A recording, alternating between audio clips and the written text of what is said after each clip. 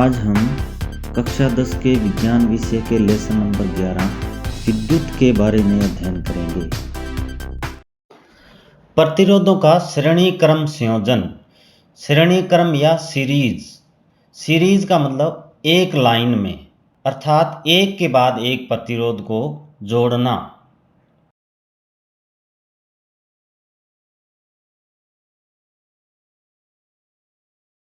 तो हम तीन अलग अलग प्रतिरोध R1, R2 और R3 लेकर उन्हें बैटरी, तार और स्विच से जोड़ते हैं।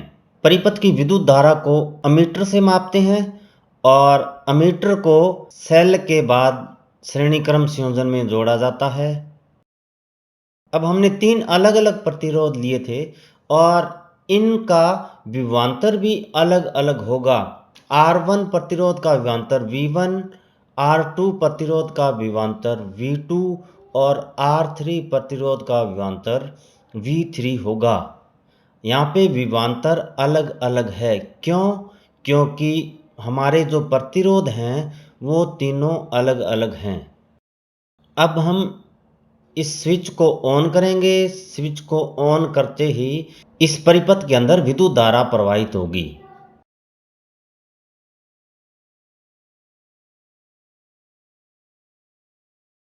इस परिपथ के अंदर प्रवाहित होने वाली कुल धारा I है और कुल विभवांतर V है। परिपथ में हमने जो तीनों प्रतिरोध लिए हैं वो प्रतिरोध तो तीनों अलग अलग हैं, लेकिन हमने इनको श्रेणी क्रम में जोड़ा है, इसलिए इन सभी के अंदर जो धारा प्रवाहित होगी वो समान होगी, अर्थात तीनों प्रतिरोधों के अंदर I धारा प्रवाहित होती है। अब इस श्रेणी क्रम संयोजन में हम ओम का नियम अप्लाई करेंगे। हम जानते हैं कि ओम के नियमानुसार V बराबर RI, यह है समीकरण 1। अब हम इस ओम के नियम को हमने जो तीनों प्रतिरोध लिए थे उन पे भी अप्लाई करेंगे। तो प्रतिरोध R1 के सिरों पर उत्पन्न विभवांतर V1 बराबर R1I, यह समीकरण 2। इसी प्रकार प्रतिरोध R2 के सिरों पर उत्पन्न विभवांतर V2 बराबर R2I, यह समीकरण 3। और प्रतिरोध R3 के सिरों पर उत्पन्न विभवांतर V3 बराबर R3I, यह समीकरण 4। अब यह जो परिपथ है इसके अंदर कुल विभवांतर कितना होगा? तो इस परिपथ का कुल विभवांतर V बराबर V1 plus V2 plus V3, यह समीकरण 5। और इस समीकरण 5 में V, V1, V2 और V3 के मान समीकरण 1, 2, 3 और 4 से रखने पर RI बराबर R1I, R2I और R3I प्राप्त होगा।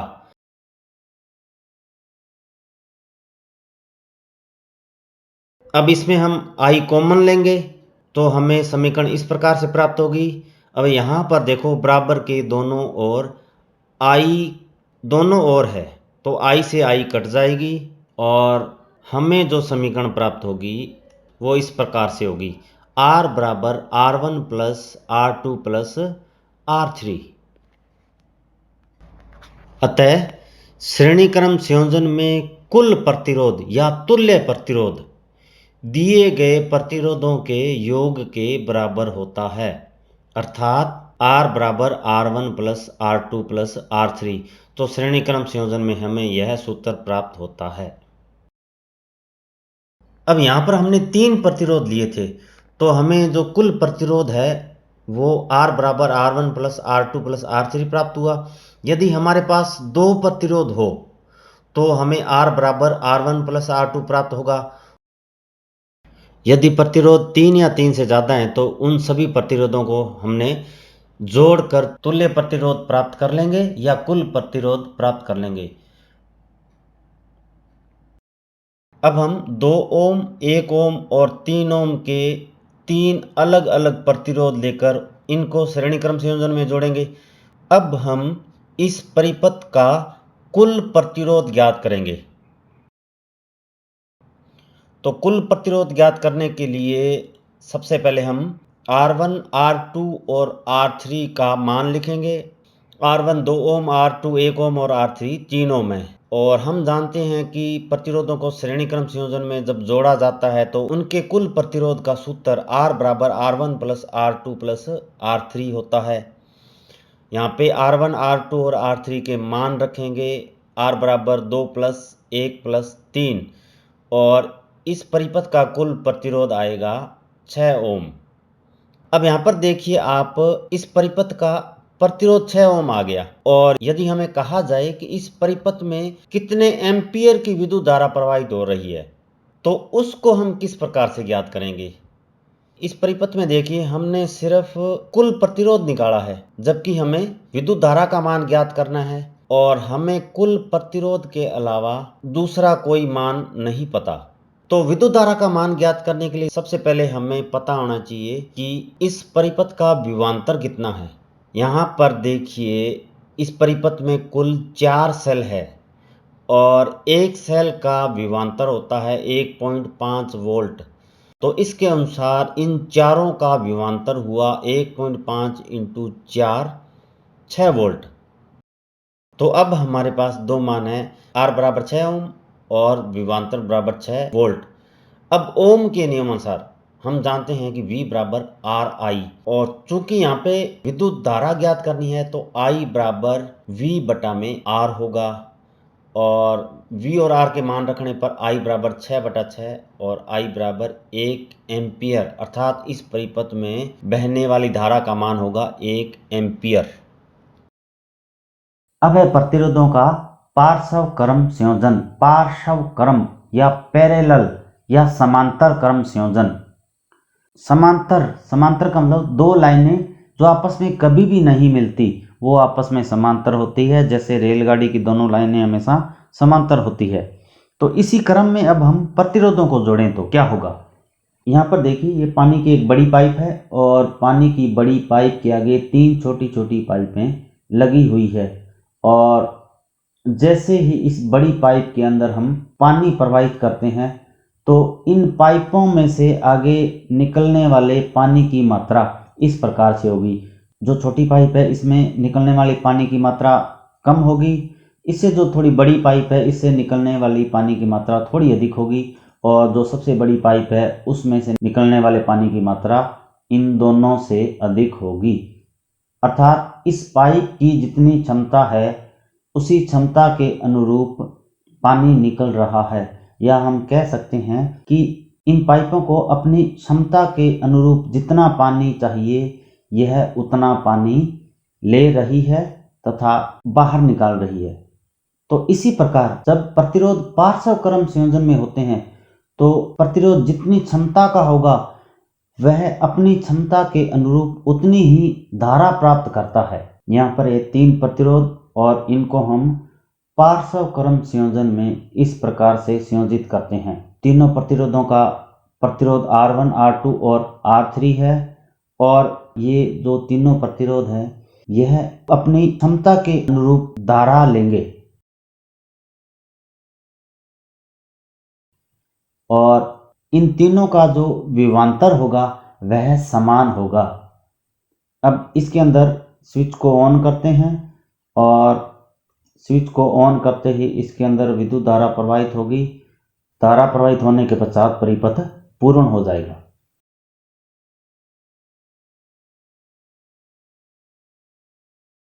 चित्रानुसार 3 प्रतिरोध R1, R2 व R3 पार्श्व क्रम संयोजन में जुड़े हुए हैं। यदि परिपथ में I धारा V विभवांतर से प्रवाहित हो रही है तो ओम के नियमानुसार V बराबर RI और I बराबर V बटा R, यह समीकरण 1। और प्रतिरोध R1 में प्रवाहित विद्युत धारा I1 बराबर V बटा R1, यह समीकरण 2। इसी प्रकार R2 में प्रवाहित विद्युत धारा I2 बराबर V बटा R2, यह समीकरण 3। और प्रतिरोध R3 में प्रवाहित धारा I3 बराबर V बटा R3, यह समीकरण 4। अब इस परिपथ में कुल प्रवाहित धारा I बराबर I1 plus I2 plus I3। अब समीकरण 1, 2, 3 और 4 से I के मान इसमें रखने पर हमें यह समीकरण प्राप्त होती है। और यहाँ पर देखिए इस समीकरण में V कॉमन है तो हम V कॉमन लेते हैं और दोनों तरफ V समान है तो V से V कट जाएगा और V से V कटने के पश्चात 1/r बराबर 1/r1 plus 1/r2 plus 1/r3 अर्थात पार्श्व क्रम संयोजन में कुल प्रतिरोध का व्युत्क्रम सभी प्रतिरोधों के अलग अलग व्युत्क्रमों के योग के बराबर होता है। घरों में प्रतिरोधों का संयोजन अर्थात घरों की जो फिटिंग की जाती है वह पार्श्व क्रम में की जाती है। अब ऐसा क्यों करते हैं? मान लो घरों में जो फिटिंग की जाए वह श्रेणी क्रम संयोजन में की जाए तो श्रेणी क्रम संयोजन में विद्युत धारा इस प्रकार से प्रवाहित होती है अर्थात यह एक उपकरण से होकर दूसरे उपकरण में प्रवाहित होती है।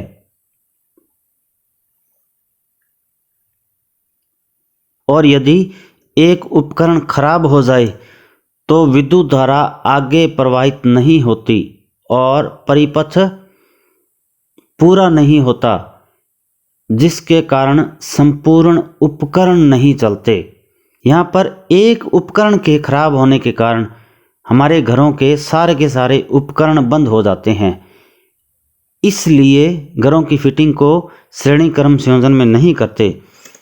और पार्श्व क्रम में यदि फिटिंग की हुई हो और घरों का कोई एक उपकरण खराब हो जाए तो विद्युत धारा जो खराब उपकरण है उससे आगे नहीं जा पाएगी, लेकिन जो खराब उपकरण है वह दूसरे उपकरणों को प्रभावित नहीं करता और दूसरे जो उपकरण है वह सुचारू रूप से काम करते हैं।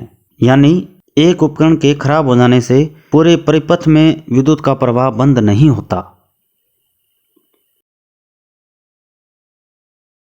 अब इस परिपथ को देखिए, इसमें 3 प्रतिरोध इस प्रकार से जुड़े हुए हैं तो A और B के बीच का कुल प्रतिरोध कितना होगा?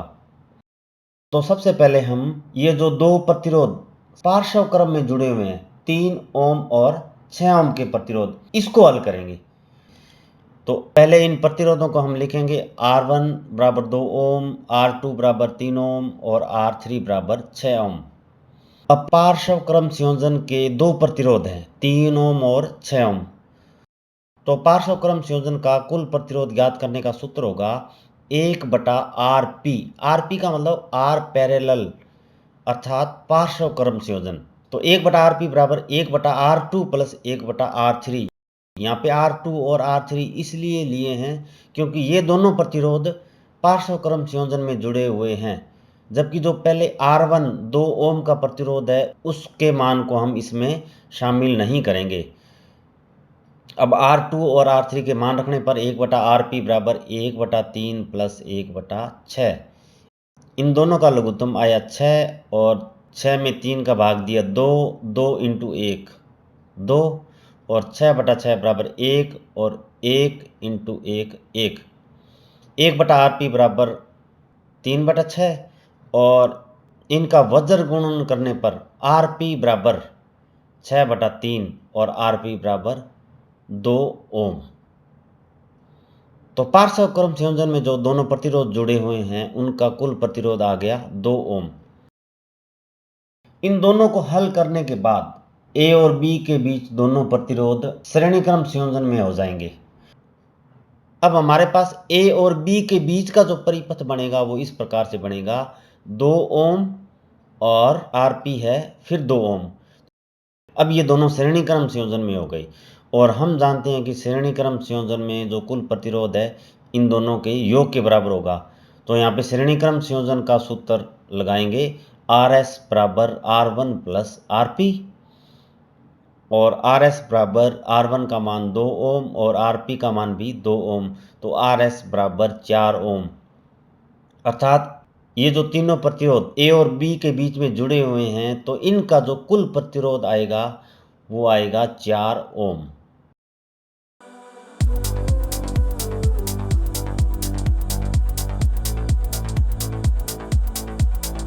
विद्युत धारा का तापीय प्रभाव। किसी चालक में विद्युत धारा प्रवाहित करने पर यदि वह गर्म हो जाए तो इसे विद्युत धारा का तापीय प्रभाव कहते हैं। हीटर, इस्त्री, निमज्जन छड़, टोस्टर आदि युक्तियां विद्युत धारा के तापीय प्रभाव पर आधारित होती है। यह कोई चालक है और इसके अंदर t समय में q आवेश प्रवाहित हो रहा है तथा इस चालक के सिरों पर उत्पन्न विभवांतर v है, तो इस चालक में निवेशित शक्ति P बराबर v इंटू क्यू बटा टी होगी। और हम जानते हैं कि Q बटा टी बराबर I होता है, तो इस समीकरण में Q बटा टी की जगह I रखने पर P बराबर VI। यदि इस चालक में t समय तक विद्युत धारा प्रवाहित की जाए तो P इंटू टी और VI इंटू टी होगा।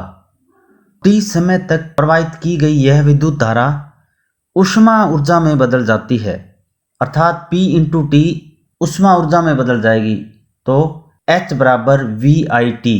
ओम के नियमानुसार हम जानते हैं कि V बराबर RI, तो V की जगह RI रखने पर H बराबर I स्क्वेयर RT। यह विद्युत धारा का तापीय प्रभाव और इसे जूल का तापन नियम भी कहते हैं। इस नियम के अनुसार किसी चालक में उत्पन्न होने वाली ऊष्मा दिए गए प्रतिरोधक में प्रवाहित होने वाली विद्युत धारा के वर्ग के अनुक्रमानुपाती होती है और उसके प्रतिरोध के अनुक्रमानुपाती होती है तथा उस समय के अनुक्रमानुपाती होती है जिसके लिए विद्युत धारा प्रवाहित होती है। विद्युत बल्ब का तंतु टंगस्टन धातु का बना होता है जो उच्च गलनांक 3380 डिग्री सेंटीग्रेड की धातु है तथा इस बल्ब के अंदर अक्रिय गैसें आर्गन तथा नाइट्रोजन भरी होती है जो इस तंतु की आयु बढ़ाती है। फ्यूज हमारे घरों की फिटिंग को जलने से बचाने के लिए जिस युक्ति का प्रयोग किया जाता है उसे फ्यूज कहते हैं।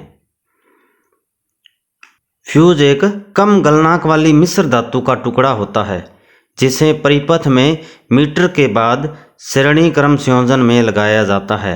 यह परिपथ को अति भारण तथा लघुपतन की स्थिति में जलने से बचाता है,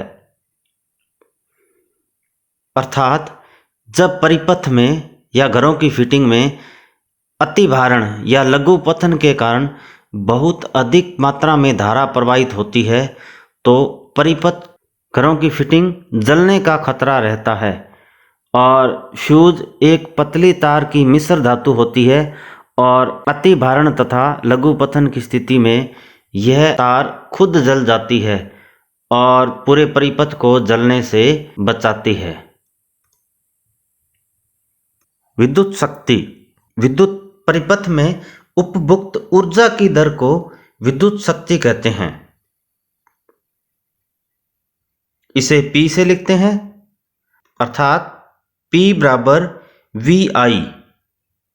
ओम के नियमानुसार हम जानते हैं कि V बराबर RI और इस V का मान इस समीकरण में रखने पर P बराबर I स्क्वेयर R। विद्युत शक्ति का मात्रक वाट होता है, इसे W से लिखते हैं। तो हम जानते हैं कि P बराबर VI और V यहाँ पे विभवांतर है, इसका मात्रक वोल्ट, और I यहाँ पर विद्युत धारा है और इसका मात्रक है एम्पियर।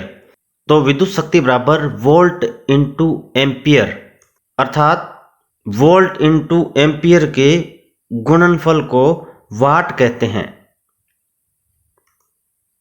1 वाट यदि किसी चालक में 1 एम्पियर धारा प्रवाहित हो तथा उसके सिरों पर उत्पन्न विभवांतर 1 वोल्ट हो तो उसके द्वारा उपभुक्त शक्ति 1 वाट होगी। वाट शक्ति का सबसे छोटा मात्रक है तथा 1000 वाट बराबर 1 किलोवाट होगा। विद्युत ऊर्जा शक्ति तथा समय का गुणनफल होती है, इसलिए विद्युत ऊर्जा का मात्रक वाट इंटू घंटा होता है। अब हम 1 किलोवाट घंटा को जूल में बदलेंगे। 1 किलोवाट घंटा इसको जूल में बदलने के लिए किलोवाट को वाट में बदलेंगे और जो समय है इसको सेकंड में बदलेंगे। तो 1 किलोवाट में 1000 वाट होते हैं और 1 घंटे में 60 × 60 सेकंड होंगे। तो 1 किलोवाट घंटा बराबर 1000 वाट इंटू 60 × 60 सेकंड, और ये होगा 1000 × 3600 वाट सेकंड, और इनका गुणनफल आएगा 36 लाख वाट सेकंड। और इसको हम इस प्रकार से लिखेंगे 1 किलोवाट घंटा बराबर 3.6 × 10⁶ जूल। 1 किलोवाट घंटा को एक यूनिट भी कहते हैं। 1 यूनिट अर्थात 1000 वाट का उपकरण यदि 1 घंटे चले तो विद्युत खर्च 1 यूनिट होता है।